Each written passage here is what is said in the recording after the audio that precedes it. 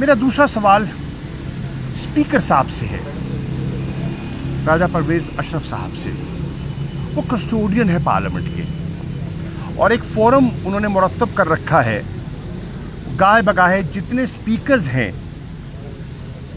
वो उनकी सरबराही में इकट्ठे भी होते हैं, जिसपे हमारे प्रोविंशियल असेंबलीज के स्पीकर्स भी हैं, और उनका एक फोरम होता है, अपने पार्लियामेंट्स के बारे में तबादला ख्याल करते हैं, कवायद के बारे में, उसके निखार के बारे में, बेहतर कैसे करना है, रूल्स पर नज़रसानी करनी है तो क्या करनी है, बेहतरी ला सकते हैं तो कैसे ला सकते हैं।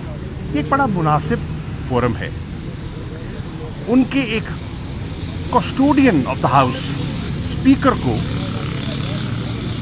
अपने ही दफ्तर में नहीं जाने दिया गया, उनके दाखिले पर पाबंदी लग गई,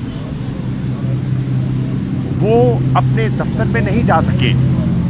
क्या राजा परवेज़ अशरफ साहब स्पीकर नेशनल असेंबली उस फोरम को मुद्दू करेंगे ताकि जो स्पीकर हैं गिलगित बल्तिस्तान के, उनका मौक़िफ़ सुना जाए कि उन्हें उनके दफ्तर में दाखिल क्यों नहीं होने दिया गया।